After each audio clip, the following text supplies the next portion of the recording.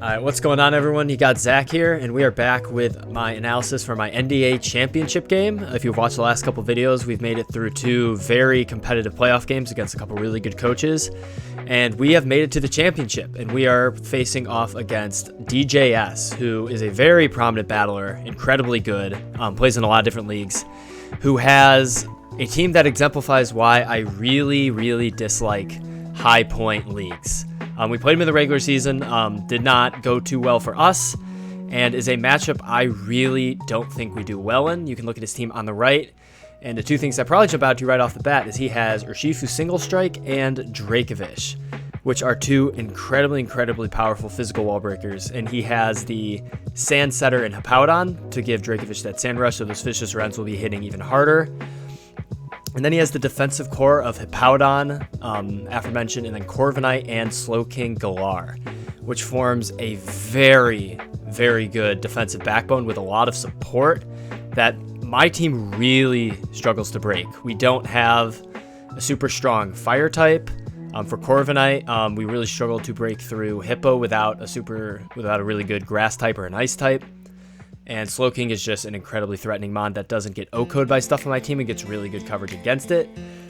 He gets to support that with Silvally, which is very unpredictable, can be a very good utility piece. He has Webs and Vikavolt, so another piece of the speed game combined with Sand Rush for Dracovish makes his things a lot more threatening, as well as stuff like Superior, which can actually be pretty good against my team late game. Stuff like Frostlass as well, but the main thing with this game is not losing to Urshifu, not losing to Dracovish, but still having enough offensive firepower to break through his defensive core. So this was a really challenging build. I built with a couple guys from MPTDL, particularly Ball, so shoutouts to him. And this is the team we came up with. Again, we're gonna this is all framed in the mindset of not losing to his two offensive mons and trying to break through his defensive backbone. So we're bringing a far different team than last time. So we're starting off with a defensive Chomp. We have Rocky Helmet with EQ, Firefang, Toxic, and Endure. We outspeed Urshifu with this set. And pretty much a lot of this team is going to follow my philosophy of if you can't switch into it, try not to switch out from it. So this mindset is I am willing to trade Garchomp for the Rocky Helmet Rough Skin chip on Urshifu or Dracovish. So if I have Garchomp in versus either of them and I'm going to die, I'm going to click Endure, and I'm going to get, if they're not pads, I'm going to get 66% off on them, enabling me to revenge them later on with Sand that, of course, is exemplified as well. Firefang is for Corviknight. We're pretty much just running EQ. I didn't really want to invest a move slot, rather, for a Dragon-type move when I am probably going to get outspeeded by Dracovish anyway, and I can run Endure.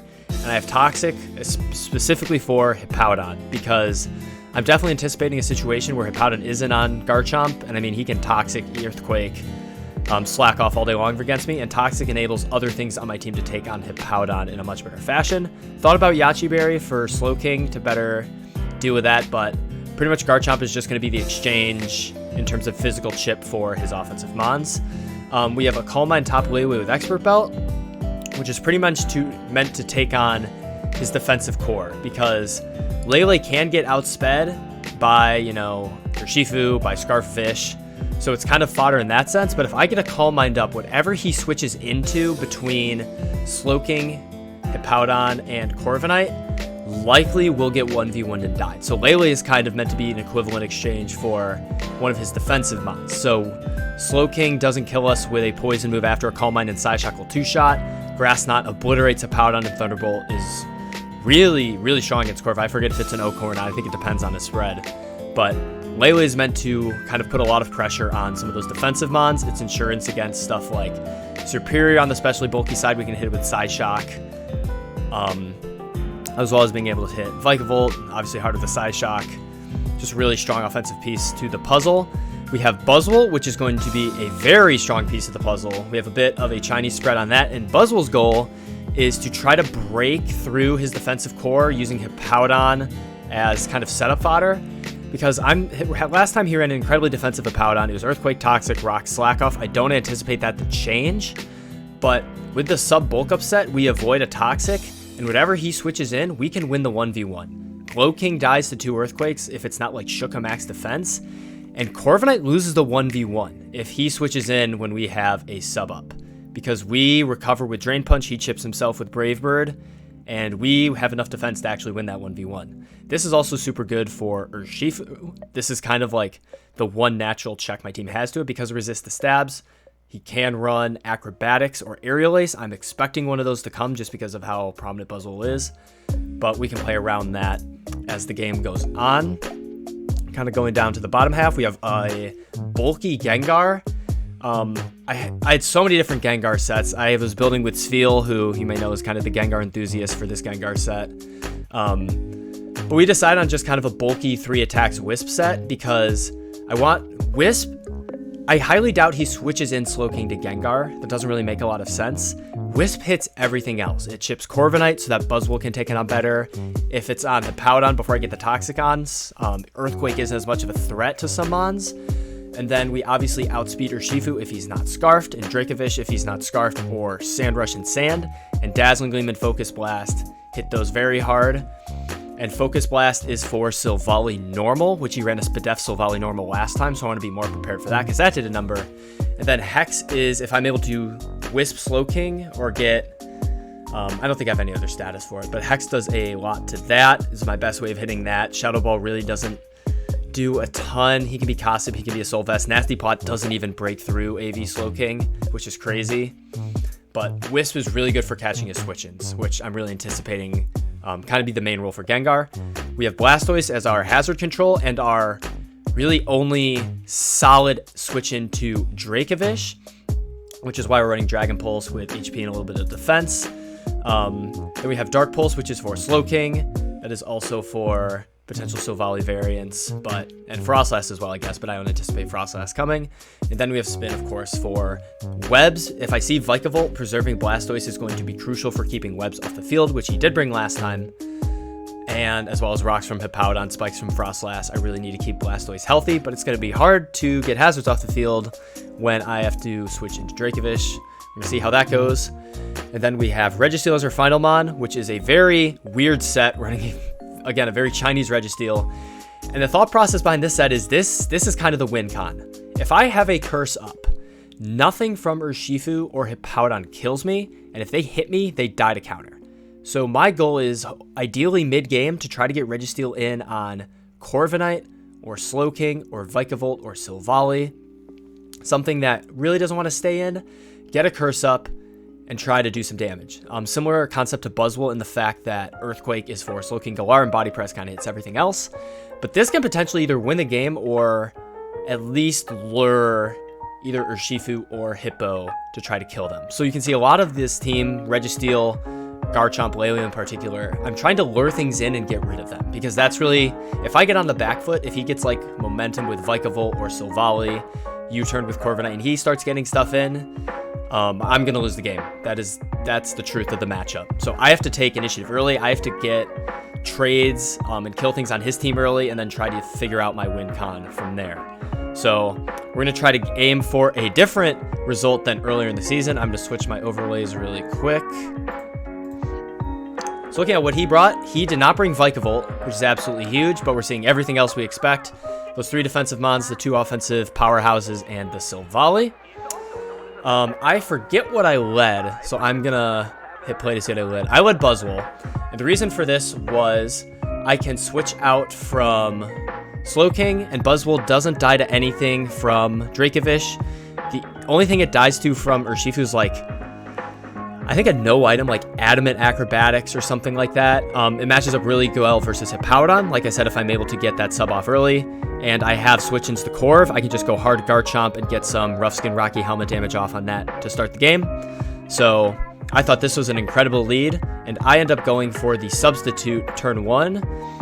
He goes for close combat, does not do a lot, lowers his defenses, and eject packs out into Corv. So at this point, I'm sitting behind a sub. I'm in a really good spot, but I know this Urshifu has Acrobatics, because it's going to be boosted to 1 pen power. He used that eject pack, which is a really cool strat. Shout outs to DJS for that. That was a really, really cool tech. But like I said, I'm behind a sub, and if Corv switches in to me on a sub, I have a solid chance to just 1v1. So I just go for a Drain Punch. I want to feel out his set a little bit. I forget exactly what his defenses were. He breaks my sub with a Brave Bird, but looking at his, HP right now, he's already down to 61. So Buzzwell's already kind of putting some work in here. So he's probably in range of a Thunderbolt from Lele, potentially 2 hits from Blastoise. So I don't want to stay in here. Obviously, I don't want to take a Brave Bird. So I just kind of go for a sub. I want to see what he does. He roosts. So I get some leftovers back. Again, I'm not going to set up yet. I don't really want to reveal that. But I'm pretty much back up to full, nearly. And again, he's at, just above 50. I'm chilling at just below 100%. Here I switch out into Garchomp. He goes for Roost. He's playing it super safe. I end up going for the Fire Fang just to try to get some chip. I miss, which definitely sucks. But he U-turns, takes Rough Skin, Rocky Helmet, and goes into Hippo. So here I'm thinking Corv is at 71 right now. So again, he's whittled. Buzzwell can potentially win the 1v1, which in this, again, is my fodder. So I don't want to go hard Buzzwell because he could Toxic me. He could Earthquake. Well, Earthquake's not as much of a threat, but I didn't want to get Toxicked or anything like that. So I decided to throw off a safe Toxic onto his Hippo, and he ends up doing the same thing. So that was the smart play on my end. And I'm thinking here, there's no shot he double Toxics. That's a crazy play. So I go hard into Buzzwell. He gets Rocks up. So I have to deal with Rocks, but I have my Buzzwell in. And again, I scouted his Corv. His Corv is whittled. And I go for a raw bulk up because at this point, Brave Bird versus Drain Punch, I win the 1v1. So like I said, this is the Corviknight lure. I go for Drain Punch. He goes down to 28. He Brave Birds me. I take a solid 58, but he goes down to 8%. And now he kind of has to pick a sack. And it's Corviknight. So I get rid of Corviknight. I draw First Blood. Turn 11, Corviknight is gone. I get a young little beast boost. And he goes into Urshifu. So I know he's got Acrobatics. He's not fooling me with that. Acrobatics does 30. He takes Rough Skin. He takes Rocky Helmet. He takes Sand. And that's a third of Urshifu's health gone just by switching in my Garchomp. So again, I'm just trying to scout what he has, lure him in, and go from there. So he has no item. He's not Bandit or Scarf, which is really good news for Gengar. It's really good news for Registeel. And at this point, Garchomp isn't really doing a ton. So I like to throw off a Toxic as he goes for Wicked Blow, takes Rough Skin, takes Rocky Helmet, takes Sandstorm, or actually Sandstorm gone, so never mind, but he takes Toxic. So I try to kill 2 birds with 1 stone. I thought about Rapid Spinning, but I wouldn't outspeed him afterwards, so I just elect to pick off Urshifu. So at this point, all things considered and how poorly I was feeling about this matchup beforehand, this is a really, really good spot for me because Urshifu's gone. However, my Blastoise took, 60% of its health. Rocks are still up, and that's my Water Resist. So he still has the access to Sand and Vish. So I have to, again, play really, really careful. I'm not out of the woods yet whatsoever. So he brings in Slowking, and I was a bit confused at this play. So I Dark Pulse. I'm thinking I want to scout his set, particularly for a Gengar Lele endgame. I want to see if he's AV, if he's a Berry, if he's Black Sludge. And I get a flinch, which is pretty fortunate. I end up spinning Rocks away as he goes for Future Sight. So I get out of this fantastically because my Blastoise didn't take any more chip. At this point, he switches in Silvally. And this reveals a couple things. For one, he's the same set he brought last time. He is max HP, max Spadef, Silvally normal, and he has leftovers. I don't think he was leftovers last time. I forget what item he was. That doesn't matter. So he reveals that he's the same defensive Silvally. So I'm thinking, this thing really doesn't have a lot of offensive firepower. And Rocks are gone. My Blastoise is sitting, I'd say pretty, but I'm at 41%. But I hard switch. I don't want to sack this. And I go into Registeel because I don't think there's anything Silvally normal can do. And I take the Future Sight. And he switches out of Slowking into Dracovish. And I go for Curse. I found this play kind of interesting. I really didn't... I guess if I read for a raw Earthquake, but I feel like going into Dracovish on a Mon with Iron Defense Body Press as one of its signature sets was a little bit of a misplay. I feel like Hippo, again, getting up Rocks could have been a solid play. And frankly, staying in. He ends up revealing Flamethrower later in the game, so I know he can hit me. But like I said, again, the lure, we go for Curse. He goes for Vicious Rend. I don't think he's banded. And I counter him, and he's down to 34. So, again, lure coming into play. He goes into Slowking. I try to just make a little mid-ground going for counter. He reveals Flamethrower. It's doing 26%. It's doing nothing at all. And we hit that nice Earthquake, and we're chipping Slowking down. So I didn't want to Here, I thought about staying in, but with how good this set is revealing itself to be, I'm pretty sure I could potentially win an endgame with Hippowdon because he is so whittled and he's toxic. Well, he's not really whittled. He's at 82, but he is toxic.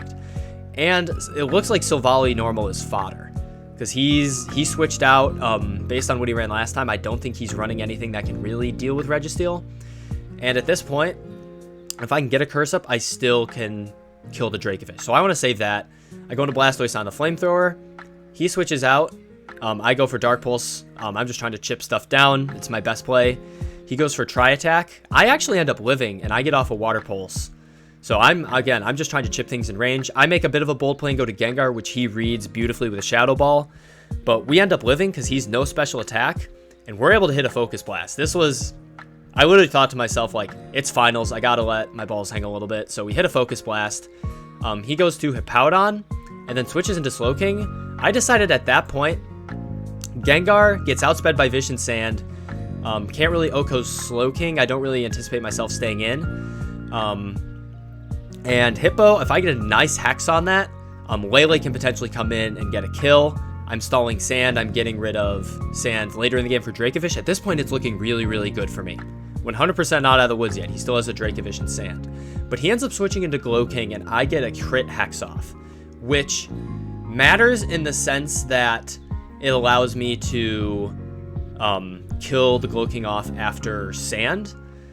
However, if he does end up killing me, which I don't know if he could have. I honestly don't. I have a little bit of bulk like you saw. He only has Future Sight as his Psychic move revealed. Running Future Sight and Psyshock or Psychic feels a little redundant, especially when you need a Poison move for Lele. You likely need Ice Beam for Chomp. So I don't know if he could have killed me. We would have, I guess we'll never know. But we're able to get rid of Glowking with the Hex. At this point, it's just Dracovish at 34%. That's all we got to get rid of. So I see no reason to keep Gengar around. This reveals he is Sand Rush. He's not banded. And I have the Registeel for this reason. He goes for Draco, which he's trying to avoid the counter and get chip, but Body Press kills. I calced it, and we're able to pick off Dracovish. And at this point, he's got a Toxic Hippowdon versus 3 members of my team.